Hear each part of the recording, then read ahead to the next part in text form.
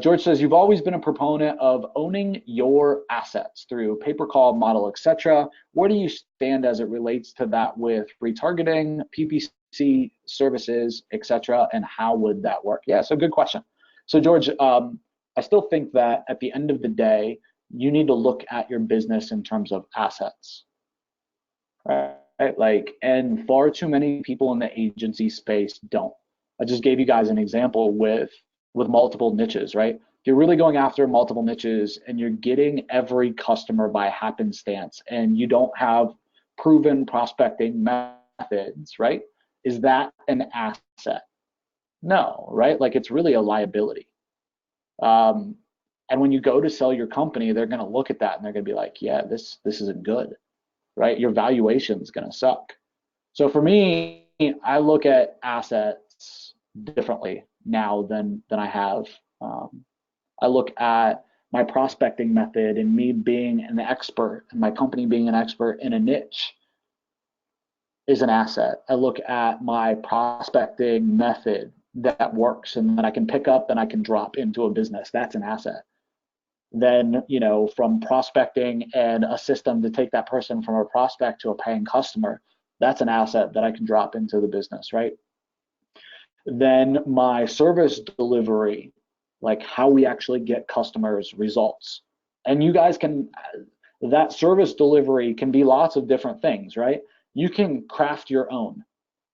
Don't be limited necessarily to thinking like that can only be things that I talk about. That can be whatever you want, right? For me, it's Google search because that's where I've always been, is a very Google search focused company. And for me, it's because I don't want to have to convert a visitor, right? I want the visitor to already have intent and be ready to do business, not me to try to have to convert them for a prospect.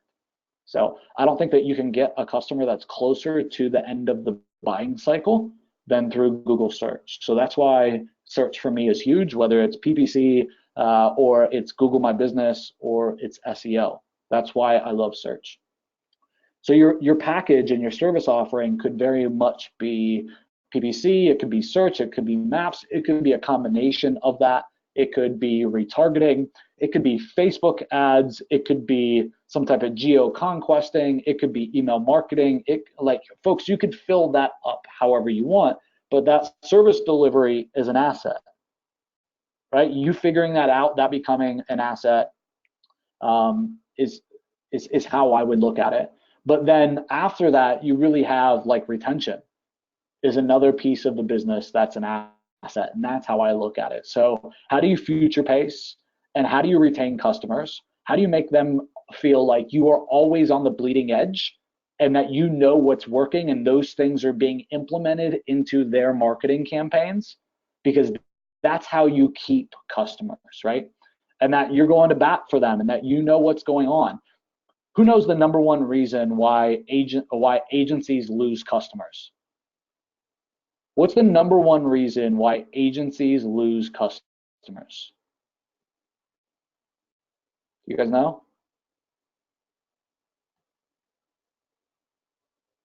Indifference. Indifference. And so what that means is they just don't understand what you're doing for them. Your communication sucks. They don't know if you're really helping them, hurting them.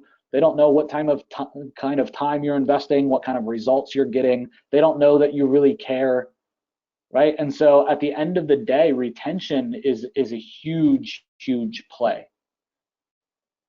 And I think that that's an asset that you need to leverage as well. Okay. So I think that we just went through 4 or 5 assets that you have in your business, but there are systems, there are processes that really build up your business. Now I get that that's very different than pay-per-call and you owning the website, right?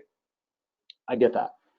But the whole business becomes an asset when you have those systems and processes because you're building this thing in a way that you can build it, scale it, and ultimately, if you'd like to, sell it. Okay, so the business is a sellable asset. And at the end of the day, I would say 95% of agencies, social media agencies, coaches, consultants or marketing agencies, whatever you want to call our category, 95% of us don't start with the end in mind, and that's exiting and having a business that's worth something. And so we never build assets in our business ever.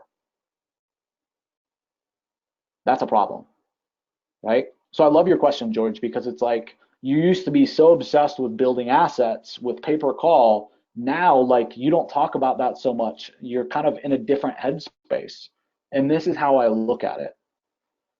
But that doesn't mean that I don't do pay per call anymore. I'm not interested in pay per call. For me, if you look at my YouTube channel, you look at the content in the YouTube channel, I've done a lot of content on pay per call lately. I just sell pay per call differently. And at the end of the day, that's a saying that I say a lot too. At the end of the day, I focus on selling pay per call now to my best customers, not my brand new green customers that don't know their ass from their elbow when it comes to what is a lead, what's lead quality, what does a lead cost, all of those things, right? I want to build a great impression out of the gate. I want to build a relationship that is going to last the stand of time with that business. I want them to value me, and I need to build a big average customer value with that customer. And leading, I found with lead gen or pay per call is not the right way to do that, at least how all of us had been selling pay per call before. And so if you want more info on that, there's lots of training on that on the YouTube channel of me talking about pay per call and how to sell it. You can do a quick search in YouTube for best pay per call training ever, and you'll find some of that, for example. I'm sure if you did some searches like how to sell pay per call as well, you'll find my videos ranking all over YouTube for it. So in that scenario, then you can still build another set of assets besides the 4 or 5 that we talked about. You can then build websites, right, for pay per call that are focused on the best of your customer base. When I look at my last pay per call agency that, again, was built very quick, scaled very quick, and was sold a quarter or so probably of the revenue came from one customer. So I'd rather have a whole lot more of those customers, right, than have to deal with every Tom, Dick, and Harry when it comes to pay per call, right? It's just more complex. It's a different scenario. There's no benchmark. There's no comparison. And so if they're not educated, it just becomes my fault, or it just becomes your fault. It's different.